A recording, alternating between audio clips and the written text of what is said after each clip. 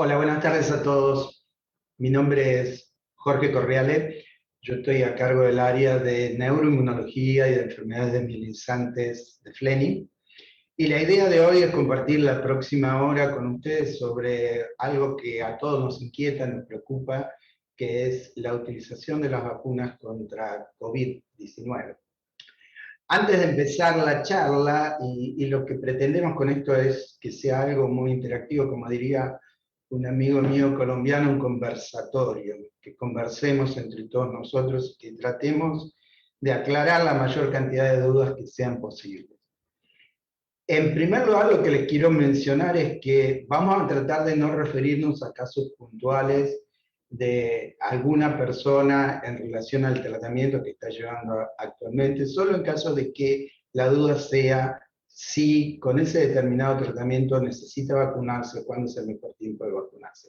Es muy difícil, a veces nos preguntan cosas muy puntuales y para nosotros es muy difícil hacer un diagnóstico o dar una opinión certera frente a un caso que casi no conocemos. Antes de empezar la interacción de preguntas, les quiero contar un poquito de qué estamos hablando, de qué es COVID y qué tipo de vacuna tenemos. COVID es el nombre que se le dio a la presencia de una enfermedad después que el individuo se infecta con un virus que se llama SARS-CoV-2. Y se llama SARS-CoV-2 porque previamente hubo otras infecciones u otras epidemias producidas por un virus parecido que se llama SARS-CoV-1. De hecho, el coronavirus existe y está descubierto desde el año 1960 y típicamente lo único que producía era un catarro o un resfrío de vías aéreas superiores. En esta epidemia inicialmente también desarrollada en China, el virus hizo una mutación que para él fue letal y la epidemia se abortó afortunadamente. Posteriormente hubo otra epidemia en 2012 en la península arábiga, que también pudo ser controlada más rápidamente, y esta es realmente la primera epidemia masiva, la primera pandemia por coronavirus que nos afecta. La enfermedad, básicamente, como para que empiecen a entender un poco de qué se trata, tiene dos grandes etapas. Una primera etapa en donde el individuo contrae la infección, el virus penetra dentro del organismo. Como todo virus usa la maquinaria celular del cuerpo del huésped para reproducirse y entonces comienza a destruir el pulmón. E ingresa al organismo a través de una especie de llave que tiene, que se llama proteína S, y que le permite ingresar al pulmón. Cuando ingresa al pulmón en esta primera fase, todo el daño es producido por el virus. Hay una segunda fase en donde el organismo lo que ve es algo extraño a sí mismo y entonces trata de desembarazarse de ese agente extraño y monta una respuesta inmune. A veces esa respuesta es exagerada y entonces ahí surgen las complicaciones. Entonces, si podemos regular la entrada del virus, si podemos regular la respuesta exagerada contra el organismo, que el mismo organismo desencadena, es ahí que podemos llegar a tener un mejor control de la enfermedad. Esto muy someramente de qué se trata la infección. ¿Qué tipo de vacunas tenemos? Que tal vez es el tema que nos convoca. En la Argentina tenemos básicamente tres tipos de vacunas. Y no vamos a hablar de las que están por venir para no generar confusión, pero hay tres tipos de vacunas. El primer tipo de vacuna, que es la más simple, la más antigua, la que se prepara desde siempre, como por ejemplo la vacuna de la gripe, es tomar el germen que produce la infección, el virus en este caso que produce COVID, atenuarlo, inactivarlo totalmente, y acá hago hincapié en esto para que no surja la confusión con virus atenuados. Esa inactivación se hace por distintos métodos, o químicos o físicos, como calor o como presión, y eso es lo que se le inyecta al paciente. Entonces el paciente desarrolla una respuesta inmunológica contra el virus en su totalidad. Esa vacuna es válida de ser utilizada en cualquier paciente con esclerosis múltiple, reciba o no reciba tratamiento. No se pueden utilizar las vacunas que son a virus atenuados. Eso quiere decir que el virus no se inactiva totalmente, sino que se reduce su actividad Y esas vacunas no son apropiadas porque los pacientes que reciben medicación, no aquellos que no están medicados, sino los que reciben medicación, pueden hacer que sus defensas estén bajas, y entonces esa que es una vacuna que tiende a protegerlos, se trata de, en vez de protegerlos, se disemina por el resto del organismo. Vacunas a virus atenuados son, por ejemplo, la vacuna de la varicela, la vacuna de la fiebre amarilla, la vacuna contra el sarampión, y entonces esas vacunas en pacientes que reciben medicación que le baja las defensas no pueden ser utilizadas si el paciente está bajo tratamiento. Ese es un grupo de vacunas. En el segundo grupo de vacunas, lo que hace la vacuna es transportar la información genética para generar la proteína contra la cual se va a defender el organismo. Eso lo hace a través de lo que nosotros llamamos vectores o transportadores virales, que son pedazos de otros virus, son pedazos de adenovirus, es el virus que produce un resfrío, que están inactivados y que son pedacitos del virus, no es el virus en su totalidad. Ese virus no se replica en el organismo. Y ese virus transmite la información para generar esta proteína S, y a su vez el organismo, al reconocer esa proteína S, genera la respuesta inmune. Estas son vacunas que se transportan a través de vectores virales. Pero de vuelta, los vectores virales que se usan para transportar esta información no se reproducen en el organismo. En la Argentina tenemos dos de esas vacunas. Tenemos la vacuna de AstraZeneca, que usa un adenovirus de chimpancé, y tenemos la vacuna Sputnik, que es la vacuna que proviene de Rusia, que utiliza dos vectores, o sea, transmite la información de dos maneras diferentes, de una forma en la primera dosis, de una segunda forma en la segunda dosis, y esa es la vacuna Sputnik. Del primer grupo que les mencioné, del que es a virus inactivados, es la vacuna que proviene de China, la Sinopharm. El tercer grupo de vacunas es un poco más complejo, es un poco menos experimentado, y este grupo de vacunas, no tenemos ninguna en el país, esperamos en algún momento tenerla, son la vacuna de Pfizer, la vacuna de Moderna, en donde lo que se hace es, se coloca directamente el material genético, no ya utilizando un vector viral, sino directamente. Ese material genético está envuelto en una capa de grasa, que se llama liposoma, y eso hace que no pueda incorporarse al material genético del individuo. A partir de ahí, esa información que se transmite permite de vuelta sintetizar la proteína contra la cual queremos generar la respuesta, la cual queremos neutralizar para que el virus no tenga la llave necesaria para ingresar dentro de la célula del organismo. Y entonces esa es otra forma de transmitir la información. En nuestro medio no existe ni la vacuna de Moderna ni la vacuna de Pfizer, pero existe la posibilidad de que a futuro la tengamos.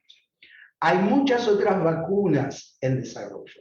Para que tengan una idea, hay aproximadamente 60 vacunas en desarrollo clínico y hay otras 170 vacunas en estadio preclínico, es decir, se están testeando en animales.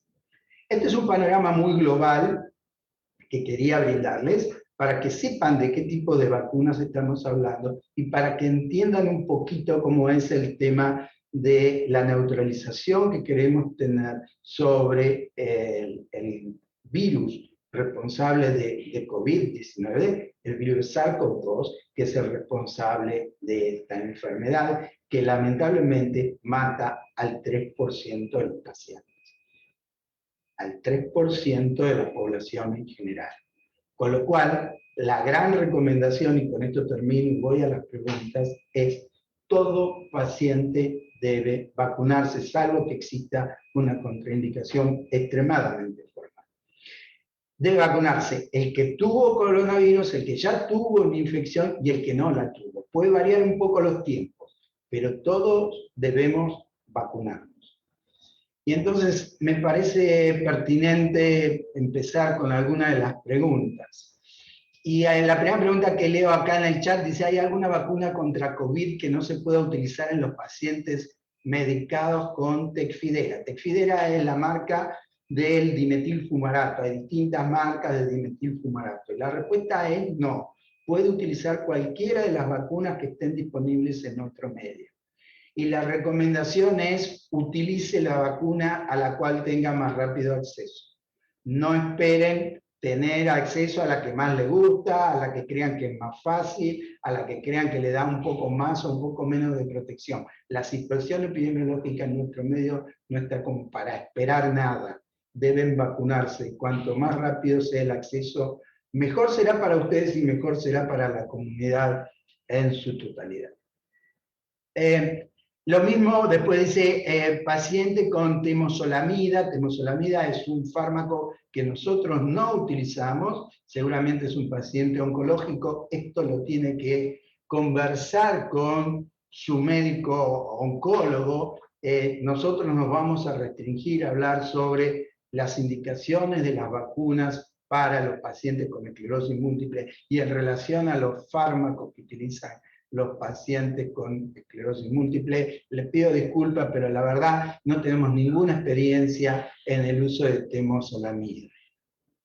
¿Hay alguna vacuna que no se puede utilizar en pacientes medicados con fingolimod? Nuevamente la respuesta es similar a la primera, cuando se referían al uso de tecfidera o dimetilfumarato. No hay ninguna vacuna que no se pueda usar. Se puede vacunar con cualquiera de las 3 vacunas que tenemos disponible en nuestro medio.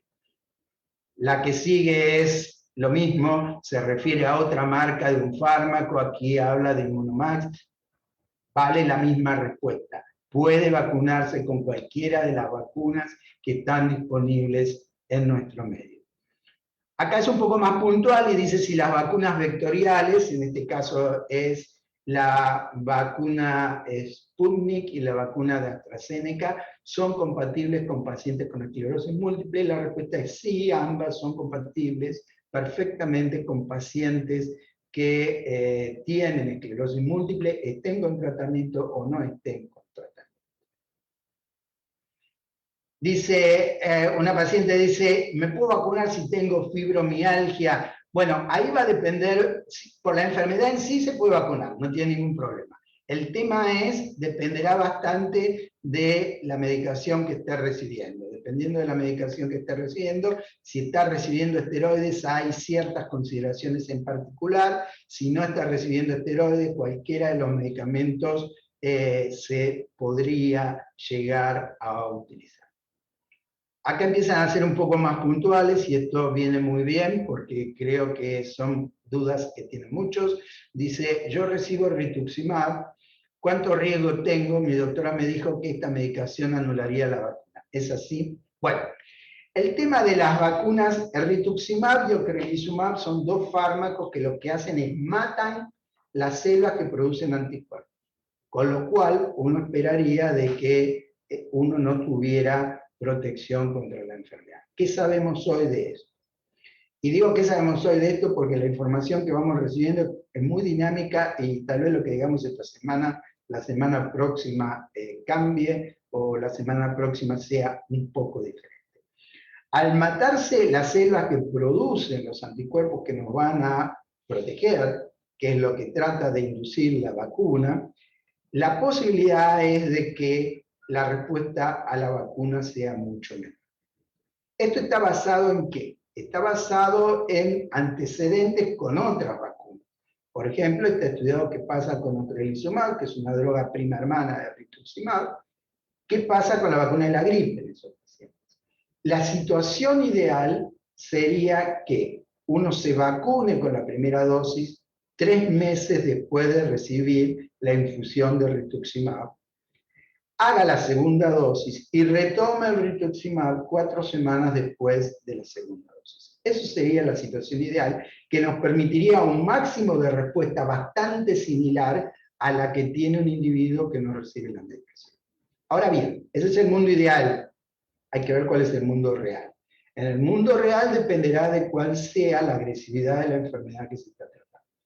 Si la agresividad de la enfermedad que se está tratando lo permite, uno podría optar por este esquema. 3 meses después de la infusión del rituximab, primera dosis, segunda dosis, que teóricamente debería ser entre 3 y 4 semanas, y 4 semanas después hacer nuevamente o retomar el esquema habitual de rituximab. Puede ser que haya algún desfasaje de un par de semanas, pero eso aseguraría una mejor respuesta a la vacuna.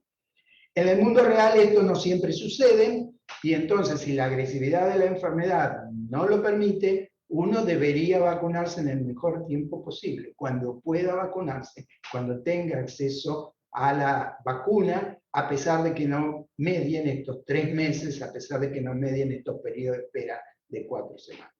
Si es así, es probable que la respuesta a la vacuna sea menor. No es que sea cero, va a ser menor que la que recibiría si estuviera cumpliendo con este esquema que les mencionamos.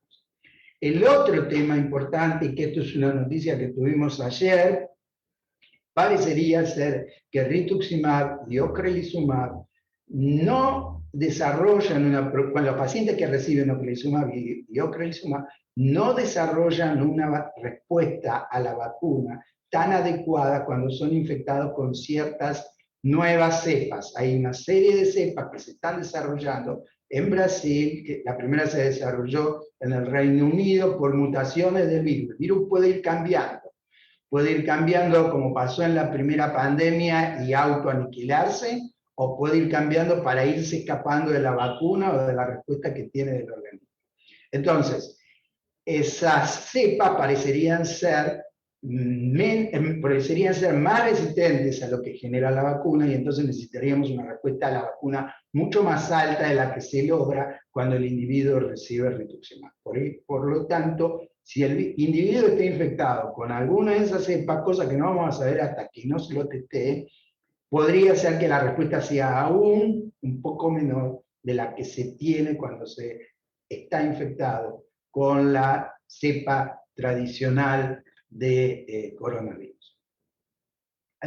Neuromielitis óptica en tratamiento con rituximab. ¿Cuál debo vacunarme? Es un poco la asociación de todo lo que venimos conversando previamente, más esta última respuesta. Para rituximab, para la neuromielitis óptica en tratamiento con rituximab, aplica exactamente lo mismo que para los pacientes que reciben rituximab por esclerosis múltiple. Tal vez en el caso de la neuromielitis óptica, uno debe trabajar mucho más en el mundo real que en el mundo ideal, porque la enfermedad generalmente es más agresiva que la esclerosis múltiple, y entonces a lo mejor uno no puede jugar tanto con esos tiempos de espera de 3 meses o de 4 semanas después de la última dosis.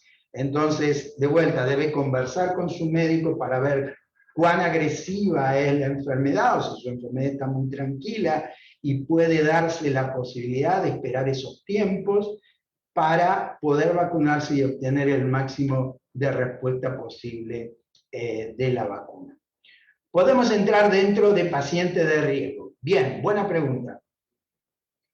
La esclerosis múltiple en sí no es considerada un factor de riesgo, salvo en aquellos casos que exista una edad mayor de 60 años, algo que es parecido a lo que veníamos viendo en la población general previamente. Digo lo que veníamos viendo en la población general previamente porque en esta segunda ola el riesgo de contagio se ha desfasado y ya no solamente se infectan los que tienen más de 60, sino que se infectan los que tienen 30, los que tienen 40 y los que tienen 50. Entonces, si el paciente tiene más de 60 años, si está limitado en su deambulación, empieza a ser un paciente que tiene más riesgo, a pesar de que en las tablas de empadronamiento que tienen tanto el gobierno de la Ciudad de Buenos Aires como el que tiene la provincia de Buenos Aires, esclerosis múltiple o neuromielitis óptica no figuran como enfermedades de riesgo. Pero si el paciente no se moviliza, está en silla de ruedas, tiene mayor riesgo que aquel paciente que puede deambular, aunque sea con algún tipo de ayuda. Lo que le genera riesgo al paciente con esclerosis múltiple, y eso sí lo pone dentro de un grupo de riesgo, es el hecho de recibir una medicación inmunosupresora. Entonces, por recibir medicación inmunosupresora, entra dentro del grupo de riesgo, tiene algo más de chances de contagiarse que un individuo que no recibe nada. Pero como les dije yo, la enfermedad evoluciona en dos etapas. Una primera que donde el responsable es el virus, una segunda en donde el responsable es la respuesta inmune que el mismo organismo genera. Entonces, estos pacientes, en términos generales, que vienen recibiendo alguna medicación inmunosupresora, no pueden generar una respuesta hacia el virus tan agresiva. Entonces, en estos pacientes, en general, y digo en general, cada caso es individual y particular, tienen una mejor evolución los que reciben tratamiento, paradójicamente, contra los que no reciben tratamiento. Tienen un poco más de riesgo de contagiarse, pero tienen muchas más posibilidades de evolucionar bien los que están tratados versus los que no están tratados. Y esto se explica por lo que les contaba previamente de que existe este fenómeno de autoagresión del organismo en la segunda fase de la enfermedad.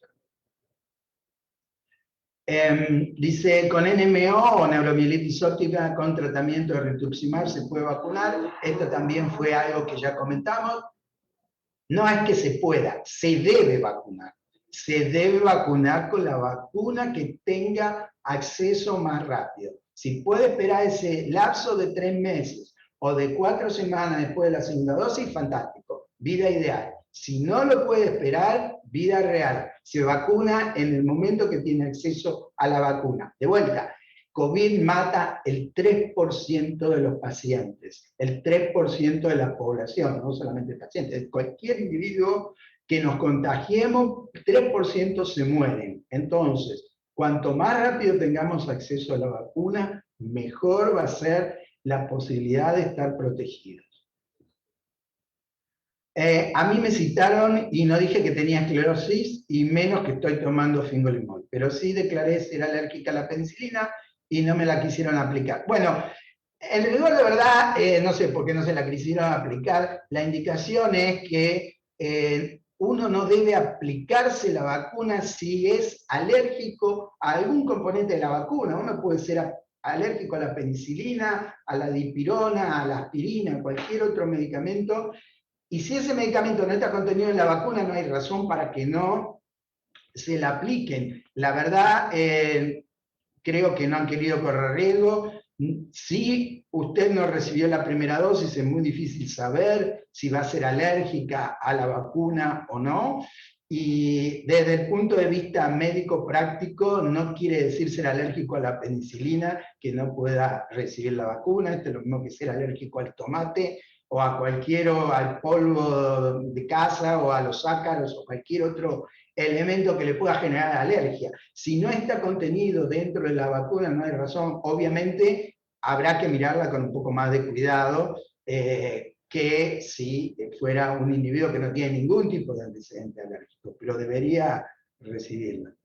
¿Cuál es el riesgo de la vacuna para pacientes inmunodeprimidos, especialmente con encefalomielitis?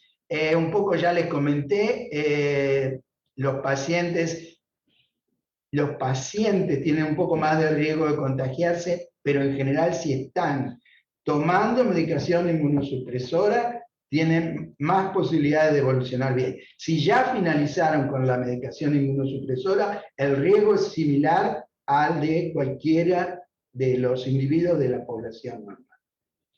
Los que usamos Obagio es el nombre comercial de teriflunomide, que es otra droga que utilizamos nosotros con frecuencia. De vuelta, recomienda que nos vacunemos, sí, debe vacunarse y puede vacunarse con cualquiera de las vacunas que tenemos disponibles en la actualidad.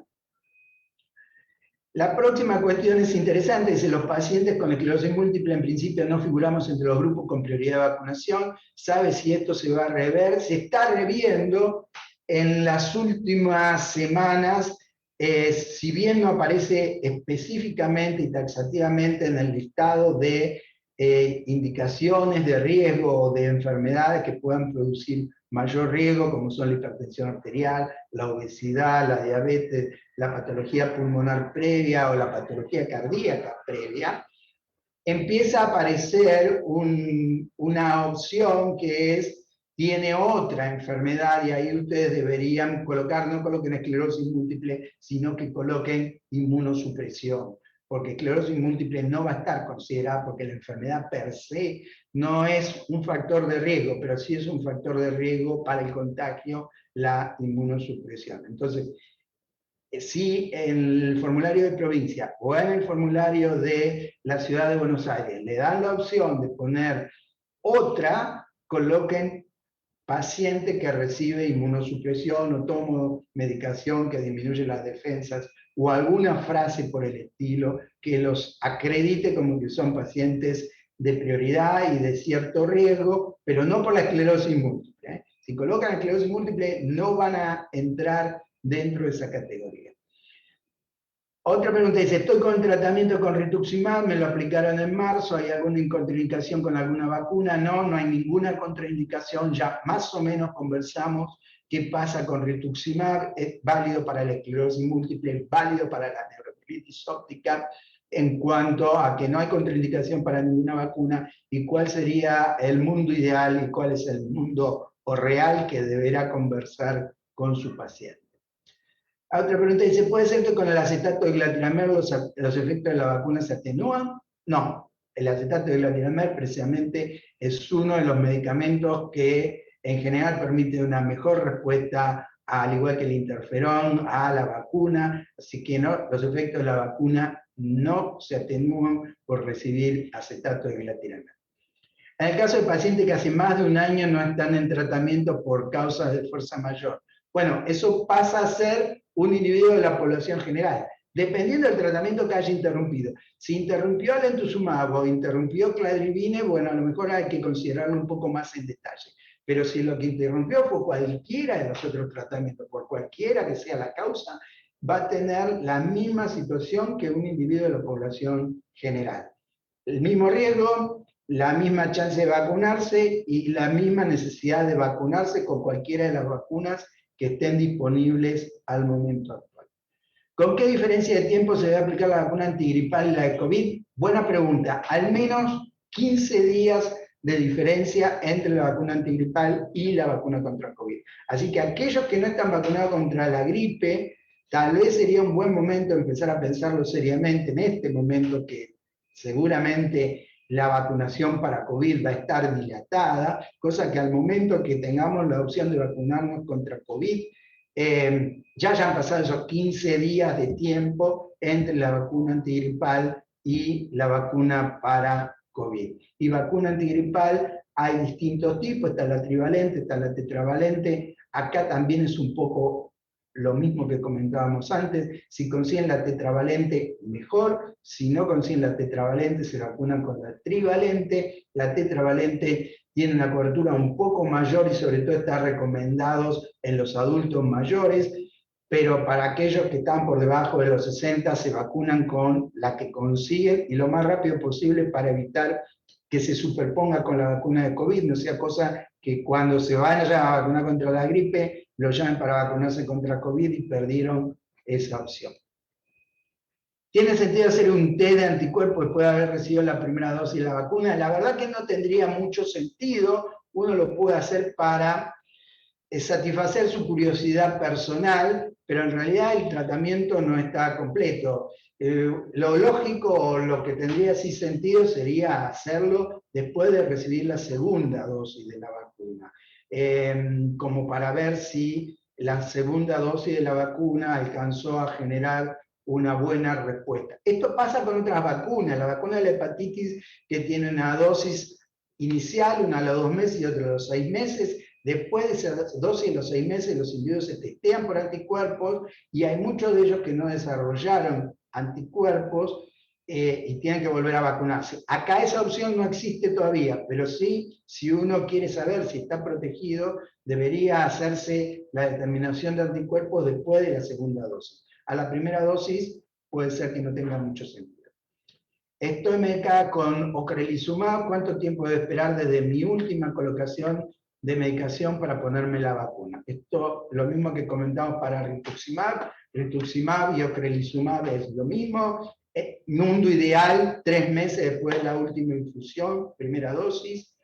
Coloca la segunda dosis y 4 semanas después retoma la infusión de ocrelizumab. Mundo ideal. Mundo real, charle con su médico para ver si la agresividad de su enfermedad le permite llevar adelante este plan de tratamiento. COVID particularmente puede disparar algún brote de esclerosis múltiple más allá de los datos ya conocidos de cualquier infección. Bueno, el tema de vacunarnos contra COVID no es solamente que, buena pregunta, no es solamente que va a matar al 3% de los que se contagian, sino que también, como cualquier infección, puede ser gatillo de un nuevo episodio. Entonces, además de protegernos y de que eventualmente tengamos, si nos contagiamos, una enfermedad más leve, sería interesante estar vacunado para evitar tener una nueva exacerbación. Cualquier infección siempre tiene más chance de desarrollar un nuevo episodio que la vacuna contra cualquiera de las infecciones que uno tenga. De hecho, nosotros en nuestro centro, los que están consultando acá lo saben bien, algunos de ellos, en general, en el último tiempo lo que hemos decidido es paciente con diagnóstico, paciente que si nos da tiempo como para poder retrasar un poquito el tratamiento, 1 mes, 2 meses. Primero se vacunan contra todo el agente infeccioso que esté dando vuelta.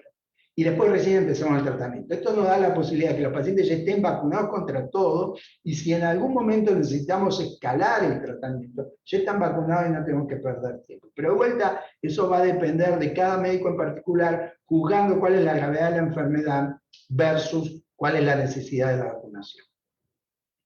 Bajo tratamiento con cladribine, ¿puedo vacunarme en el caso de que me toque un turno? El tema de cladribine, inicialmente, a ver, con todo tratamiento, lo ideal sería vacunarse antes de empezar el tratamiento, 2 a 4 semanas antes de empezar. Como les dije antes, procuremos hacerlo. Vida ideal, no siempre real. Bajo cladribine, primero existía la duda de si uno podría necesitar esperar 12 semanas o 24 semanas después de la última dosis que tomó de cladribine.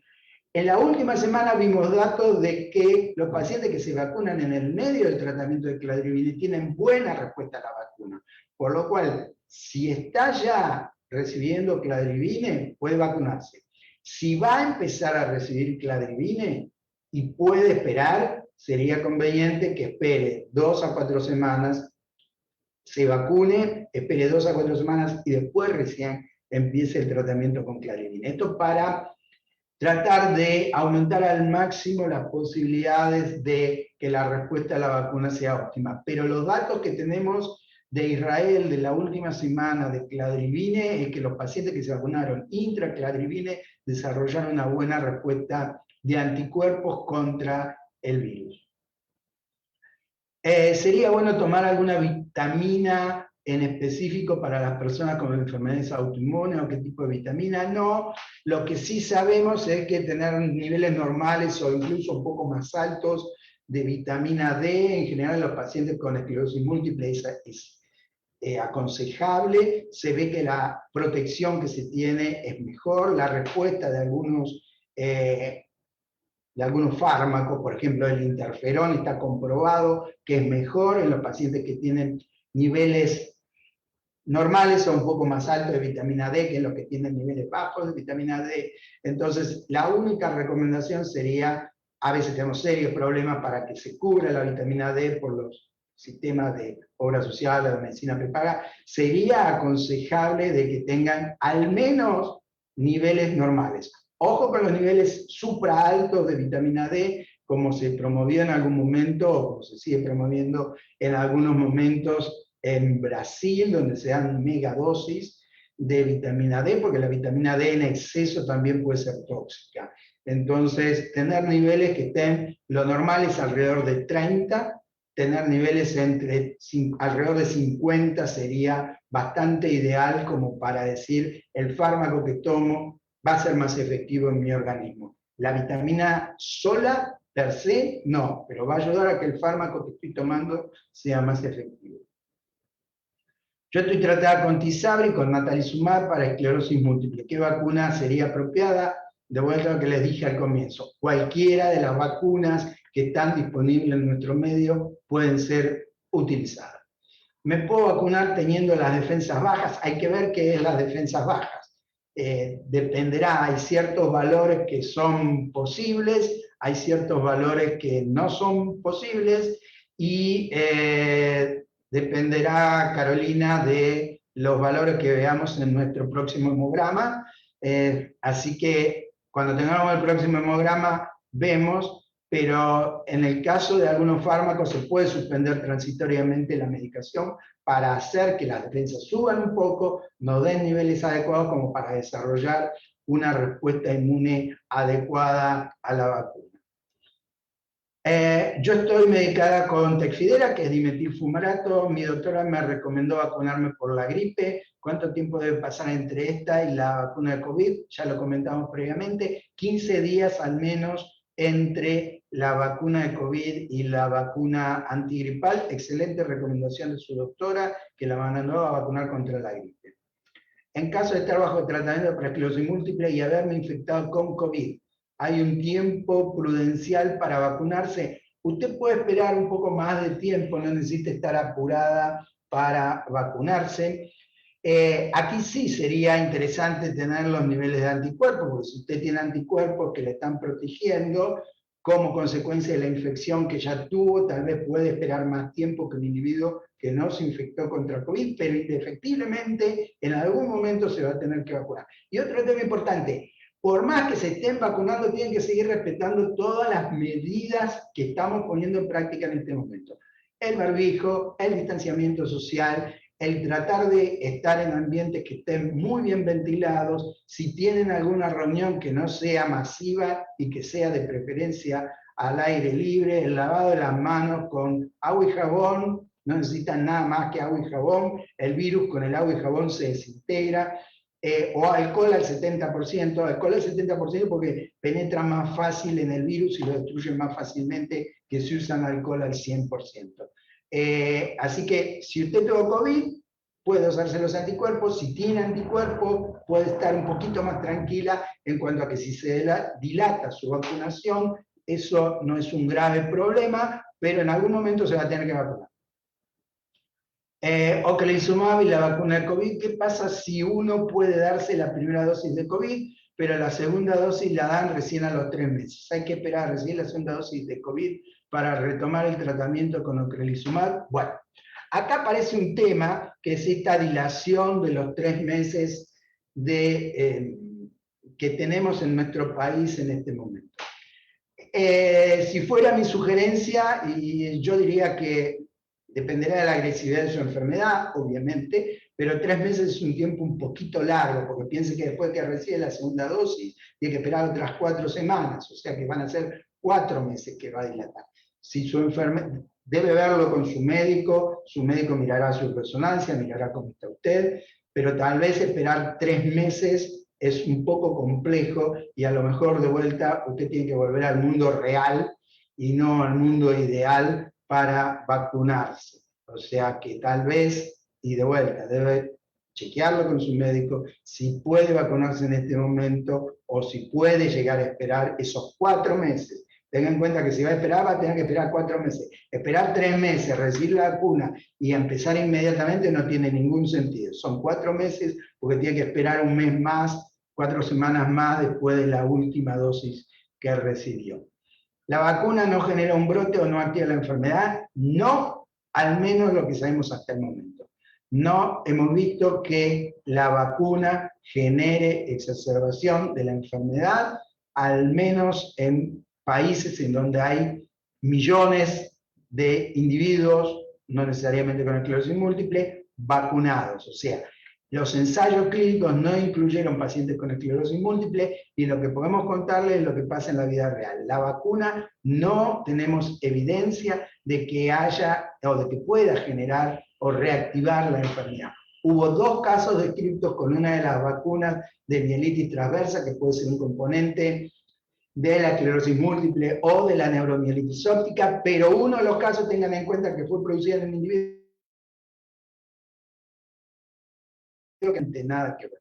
Y eso también está dado con otras vacunas que pueden potencialmente producirlo, pero siempre el balance tiene que ser riesgo-beneficio. El riesgo de la vacuna es muchísimo, muchísimo menor a la mortalidad que puede producir el agente viral. ¿Qué sucede con la vacuna de Johnson Johnson indicada a pacientes con esclerosis múltiple o RIS? Por otro lado, ¿por qué está indicado no vacunarse con la vacuna de la fiebre amarilla? ¿Existe alguna contraindicación para la aplicación de la vacuna para pacientes con alergia al gadolinium? Bueno, vamos por partes. Primer punto, la vacuna de Johnson Johnson. La vacuna de Johnson Johnson, antes de ayer, o hace 2 o 3 días, se paró la vacunación en los Estados Unidos. En nuestro país no está aprobada. Es una vacuna muy práctica porque es una sola dosis. Y además la logística de traslado es mucho mejor que muchas otras vacunas. Se puso o se paró la vacunación porque aparecieron 6 pacientes que desarrollaron trombosis de algunos de las venas del cerebro. Sin embargo, si uno tiene en cuenta que fueron 6 pacientes sobre 7 millones vacunados, eso nos da una tasa de alrededor de 1 por millón, siendo muy generoso, o menos de 1 por millón. Si uno lo compara con la mortalidad de COVID, que es 30.000 por millón, o sea, 3%, 30.000 por millón, ustedes se darán cuenta que la diferencia es sustancialmente diferente. Entonces, frente a eso, yo supongo que pronto, tanto la FDA como el CDC, que es el organismo que regula las enfermedades, sobre todo infecciosas, pero otro tipo de enfermedades también, estarán estudiando el caso y probablemente pronto vuelva a llegar a ser utilizada. ¿Por qué no vacunarse contra la fiebre amarilla? La fiebre amarilla es una vacuna virus vivos atenuados, entonces no es recomendable poder utilizarla, sobre todo si el paciente está bajo tratamiento. Y si no está bajo tratamiento, tenemos algunos reportes, nosotros tuvimos la experiencia de algunos pacientes que han desarrollado exacerbación de una enfermedad que hasta ese momento estaba oculta. Entonces, por eso, como es una vacuna virus vivos atenuados, no inactivados, es la cuestión de no utilizarla seguramente si está recibiendo medicación inmunosupresora. Y la última parte dice, ¿existe alguna contraindicación para la aplicación de la vacuna para pacientes con alergia al gadolinio? Es lo mismo que preguntaban para la penicilina. Si la vacuna no contiene gadolinio, no debería haber ninguna contraindicación para recibirla.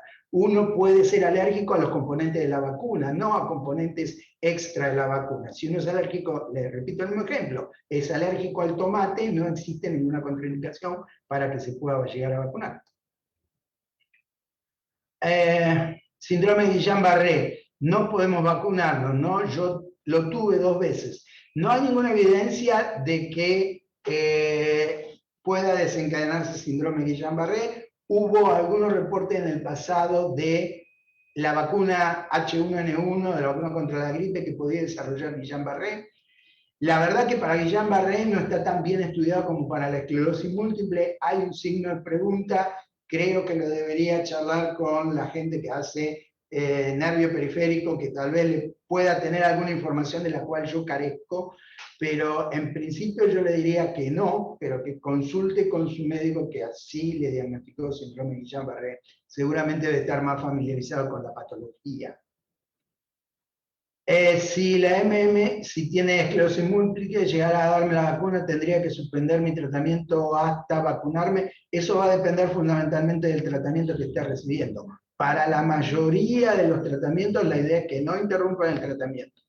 Y que no interrumpa el tratamiento por lo que contaba antes. Si usted entra en la segunda fase de la enfermedad y su tratamiento lo protege contra una respuesta inmune exagerada que desarrolla el organismo y que lo que complica la segunda fase de la enfermedad conviene que esté tratado. Por otra parte, algunos de los tratamientos, como el interferón o el fingolimod, fueron ensayados para el tratamiento de esta enfermedad para aplacar esa segunda etapa. El interferón además tiene un efecto antiviral, por lo cual es muy interesante que si usted está recibiendo alguno de estos tratamientos, lo mantenga. El tema de suspender el tratamiento es únicamente si, como se comentó previamente, algunas de las defensas están extremadamente bajas y entonces uno tiene que procurar elevarlas para llevarlas a un nivel más adecuado como para tener una respuesta a la vacuna que sea más pertinente. Al aplicarme el rituximab siempre tengo alergia, se me cierra la garganta y se debe cortar la infusión para darme más antialérgicos y después poder continuar. ¿Tengo alguna posibilidad de presentar este tipo de alergias con la vacuna también? No lo sabemos. El tema de las respuestas alérgicas únicamente se puede dar o se puede conocer después de que usted haya recibido la primera dosis de la vacuna. En general, lo que generan muchos de las vacunas generan reacciones alérgicas a punto de partida de lo que nosotros llamamos excipientes, ¿vale? Es decir, lo que permite poner en solución la vacuna activa y que le permite a uno infundirse. En el caso del rituximab se genera alergia porque el anticuerpo que a usted le están inoculando no es totalmente humano, o sea, hay una pequeña parte, pero que es suficiente para generar una respuesta alérgica que es similar a lo que pasa en el ratón. Entonces eso el organismo lo ve como algo extraño y lo transforma en una reacción alérgica. Como consecuencia de eso, no es lo mismo rituximab que la vacuna, pero tal vez, y digo tal vez solamente, debería hacerlo en un medio más controlado que en un club de fútbol o en un ambiente en el cual no exista ningún tipo de control. ¿La vacuna para la neumonía es indicada para esclerosis múltiple? Sí, debe vacunarse contra la neumonía, debe recibir las 2 dosis de neumonía. La primera lo protege contra 13 cepas diferentes de bacterias. A los 2 meses, por lo menos de pasada, esa vacuna se debe aplicar la segunda dosis, que es diferente, y la protege contra otras 23 cepas diferentes de vacuna. De vuelta, es preferible estar vacunado a tener una neumonía. Una neumonía, como toda infección, puede ser gatillo para un nuevo episodio, por lo cual si está vacunada va a tener muchísimas menos chances de contraer neumonía, muchísimas menos chances de desarrollar un nuevo episodio.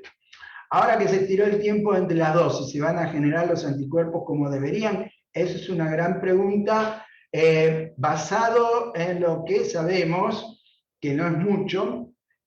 Hace un par de días salió un reporte del grupo canadiense, de lo que pasa en Canadá. Esta medida en el país se basó en imitando de alguna manera lo que se hizo en el Reino Unido y lo que se hizo en Canadá. Y las opiniones son muy controvertidas. La conclusión final de los canadienses es que en individuos que no tienen factores de riesgo, la respuesta sería adecuada a pesar de que se esperen estos 3 meses. En individuos que tienen factores de riesgo ellos consideraron obesidad, patología pulmonar previa y sobre todo más de 60 años o patología cardiológica previa, en esos individuos la dilación de la aplicación generó una respuesta menor de anticuerpos. De vuelta, sigue siendo tema de debate y uno aquí debería tener en cuenta que priorizan si el estado sanitario o el estudio de salud de cada una de las personas. Tuve trombosis en 2005 y en noviembre de 2020, hipoacusia súbita, tomo aspirina y atorvastatina, ácido fólico. Creo que acá, yo, como les dije al comienzo, no podemos opinar sin saber exactamente qué es lo que usted tiene, cuál es el nombre y apellido de su enfermedad. Creo que es algo que debe discutir con su médico.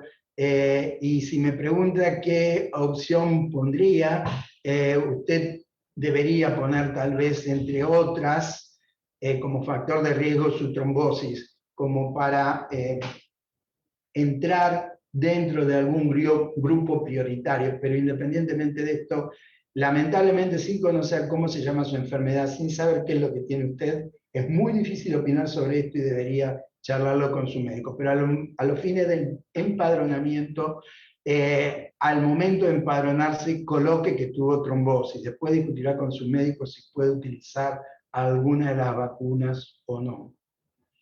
Si una persona es COVID positivo y asintomático, ¿puede vacunarse? Sí, debe vacunarse. El tema es cuándo, si ya tuvo COVID, contatado con una PCR, de vuelta a lo que comentábamos previamente, tratar de tener un nivel de anticuerpos. Si los anticuerpos son positivos, uno puede estar un poco más tranquilo en cuanto a que si la vacuna se dilata un poco más, no está dentro de un gran riesgo, a pesar de que haya sido asintomático.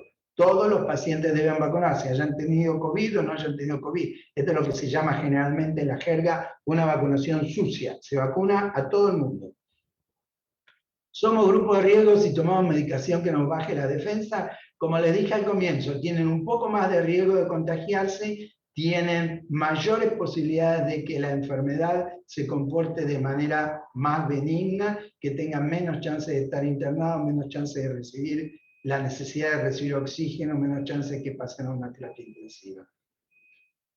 ¿Qué pasa con natalizumab? ¿Hay alguna consideración especial? No, natalizumab entra dentro de las medicaciones con las cuales uno por el momento puede vacunarse en cualquier momento. Natalizumab incrementa los glóbulos blancos en la sangre periférica, no entran dentro del cerebro, pero se incrementan en la sangre periférica, por lo cual por el momento no habría ninguna consideración en especial, y digo por el momento por lo que les comenté antes, a medida que vamos acumulando mayor cantidad de datos, puede ser que surja algo diferente. Al día de hoy, ninguna consideración especial, vacunarse como cualquier individuo normal. Si me aplico la vacuna de la neumonía, también debo esperar 15 días para aplicarme la vacuna de COVID. Sí, 15 días es el tiempo mínimo que debería esperar para vacunarse contra COVID. Tener en cuenta que la vacuna de la neumonía en condiciones ideales son 2 dosis. Una y a los 2 meses la segunda. Puede diferir la segunda dosis de la neumonía si tiene acceso rápido a la vacuna para COVID, pero deje pasar 15 días al menos desde que recibió la primera dosis. Mi mamá tiene Jakob-Creutzfeldt, tiene alguna contraindicación. La enfermedad de Jakob-Creutzfeldt es una enfermedad que es neurodegenerativa, no tiene ninguna contraindicación formal, pero de vuelta esto lo debe conversar con su médico en particular para ver si el riesgo de vacunación supera el riesgo de la enfermedad. En principio le diría que no, pero la consulta con el médico de cabecera es fundamental. Episodios de edema de glotis. ¿Puedo colocarme la vacuna? Estoy en tratamiento con ocrelizumab. Depende cómo hayan sido esos episodios de edema de glotis. Si hubo alguna situación alergénica que lo precipitó, bueno, deberá tener un poco más de cuidado con alguno de las vacunas que recibe. Esto entra dentro de vuelta de todo lo que charlamos sobre las alergias. Las alergias, y está contraindicada en aquellos pacientes que tienen alguna alergia contra algún producto que sabemos que está en la vacuna. Si no lo tienen, no hay forma, pero lamentablemente muchas veces no lo sabemos. Nos va quedando poquito tiempo. Me dicen que nos quedan 8 minutos más o menos, pero aquí no hay más preguntas, al menos en el chat. Nosotros recibimos algunas preguntas previamente y me voy a basar en esto para ir terminando. Preguntan si todas las vacunas están 100% aprobadas, todas están en fase 3, y porque lo que se escucha es que están en fase 3 y entonces uno piensa que son vacunas experimentales. La mayoría de las vacunas finalizaron su fase 3. Ahora, es una fase 3 un poco acelerada, porque la pandemia nos hizo acelerar todo, nos hizo acelerar todos los tiempos. Piensen que una vacuna en condiciones normales tarda entre 5 y 20 años en desarrollarse. De hecho, tenemos desde los 80 el HIV y todavía no tenemos una vacuna efectiva contra HIV, pero bueno, tenemos tratamientos para HIV que nos permiten paliar de alguna manera la enfermedad. Acá no tenemos, por el momento, no tenemos nada. Hay alguna comunicación que la combinación de 2 anticuerpos monoclonales podrían ser efectivos para neutralizar el virus, pero todavía no tenemos definición exacta de eso, con lo cual es cierto que las fases 3 han sido aceleradas, han corrido más rápido de lo habitualmente, pero creemos que el riesgo el riesgo de la enfermedad supera ampliamente el beneficio que pueden brindar las vacunas. Y estoy buscando si hay alguna que no se haya contestado. Dice, me apliqué la vacuna y no me generó síntomas, la segunda dosis me la aplican en 12 semanas y va a tener efectividad, lo que conversamos previamente. Va a tener efectividad si usted no entra dentro de ninguno de esos factores o grupos de riesgo, pensamos que va a tener la efectividad adecuada en un individuo normal. Y como me están pidiendo que vaya cerrando, vamos a ir cerrando. Básicamente el consejo que les puedo dar aquí es vacunarse, vacunarse, vacunarse, vacunarse y vacunarse. Y charlar con cada uno de sus médicos para saber si pueden ir al mundo ideal, si tienen que ir al mundo real, cuál es el mejor momento para recibir la vacuna. Pero sin duda estamos frente a una enfermedad que va a llevar un tiempo entre nosotros. Sigan respetando las normas de aislamiento, uso de barbijo, el alcohol, todas las normas que estamos estableciendo hasta ahora, a pesar de que ya hayan sido vacunados. Y una frase importante es: ténganle respeto al virus, ténganle temor, pero no terror, porque el terror generalmente los paraliza y les impide hacer cosas. Así que con esto espero les haya resultado de utilidad, y si quedan cosas pendientes podemos planear una segunda charla. Buenas tardes a todos, gracias por estar y bueno, nos veremos en la próxima. Hasta luego.